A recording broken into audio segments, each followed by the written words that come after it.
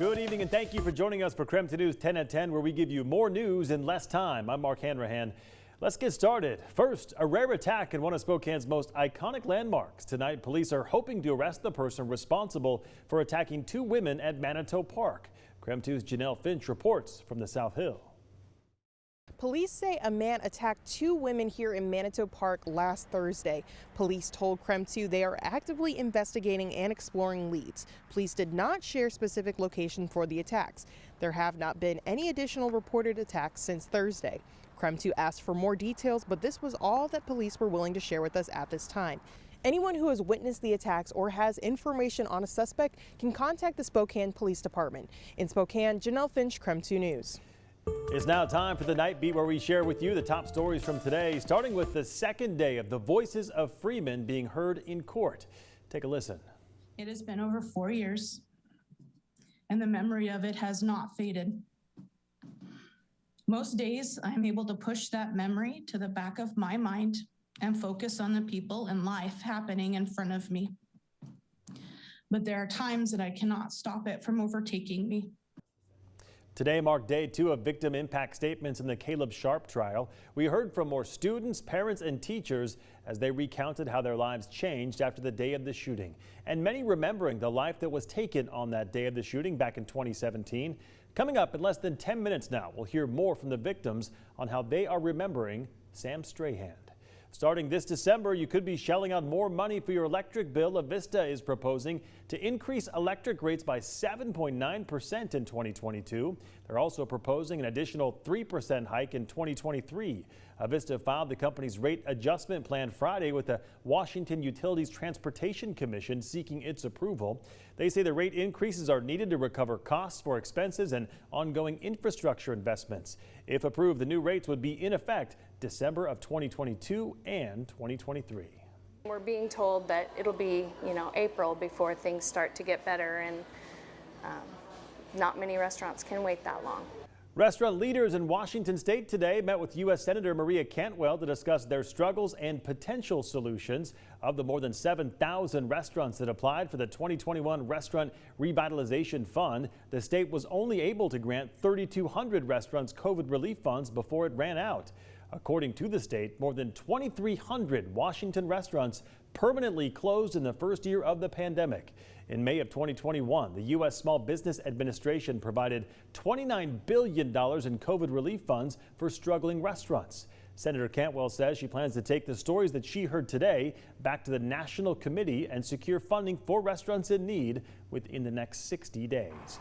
Omicron continues to take its toll on Washington hospitals. Here in Spokane County, hospitals are seeing steep increases in hospitalizations. According to the Hospital Association, over the past 2 weeks, the number of people hospitalized with COVID-19 has doubled here in Spokane from about 80 patients to 160 patients. The Hospital Association said is also placing a large order with 3M for more N95 masks. They said a lot of hospitals across the state are operating in contingency standards when it comes to PPE. That means workers would use an N95 for an entire shift instead of changing it after each patient. Well, that was your Night Beat. To learn more about any of those stories, just text us the word night to 509-448-2000 and we'll send them directly to your phone. New tonight, a new study finds that Washington state leads the nation when it comes to potholes, of all things. In the study by Quote Wizard, an insurance quote site, it says that Google searches for potholes have increased 72% in the past month in Washington. The study also states that Washington has more people researching potholes than any other state.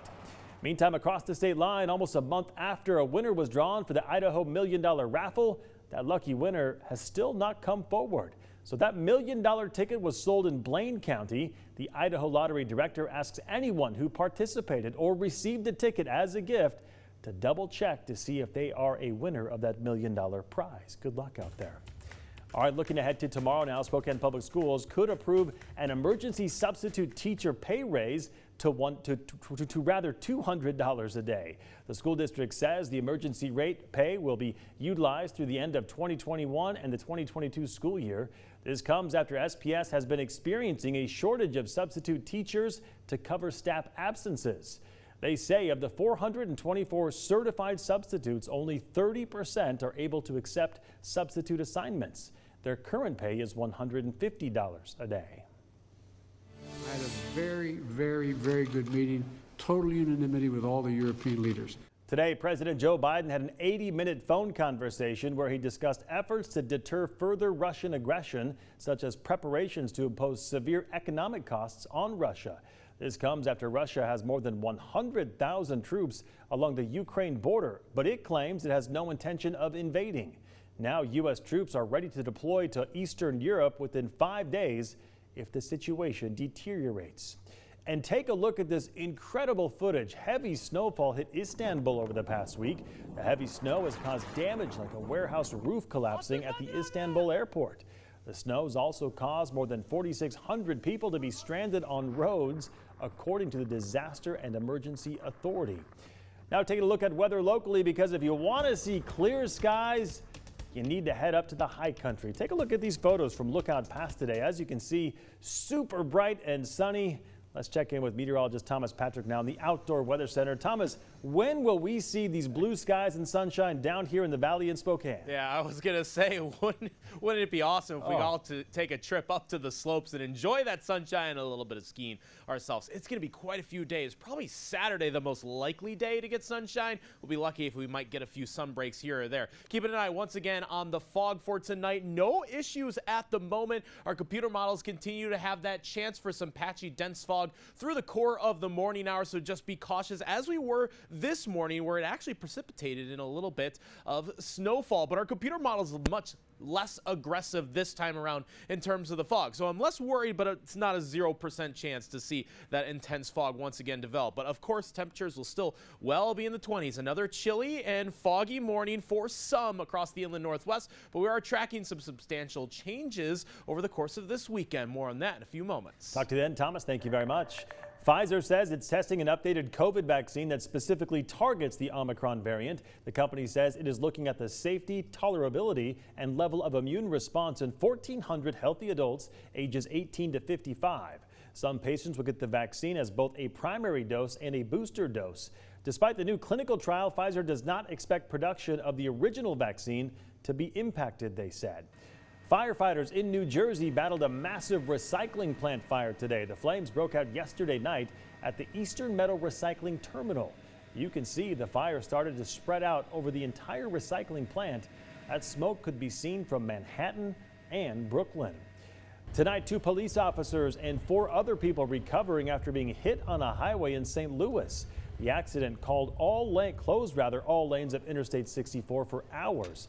Half of the people hurt are in critical condition at this hour. Meantime, in Iowa, a rough start to the day when a school bus collided with a train. There were only 3 people on the bus at the time, including 2 students and the driver. All 3 thankfully just had minor injuries. They are expected to be okay. And one lucky dog is happy to be alive after swimming some 600 yards away from shore in Malibu, California. As you can see in this video, a lifeguard went out and rescued the brown lab on a jet ski. They brought the pup back to shore and the owners were clapping and overjoyed to have their pet back. All right, well, when you're renovating an old building, you almost expect to find something interesting, right? But one couple in Okanagan got more than they bargained for. Lisa and Nick Tim recently bought this more than 100-year-old building in Okanagan. They tore down the plaster and found this beautiful hand-painted mural on the canvas hidden behind the wall.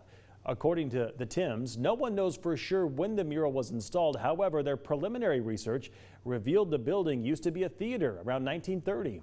No signature has been found, but they think it was painted by famed Western photographer Frank Matsura. So for more information on their restoration efforts, text us the word HIDDEN to 509-448-2000.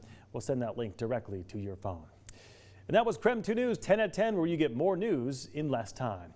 Still ahead tonight, there's still a reason to stay up. We'll hear more from the victims impacted by the Freeman School shooting, as well as how classmates are remembering Sam Strahan, the student who lost his life more than 4 years ago.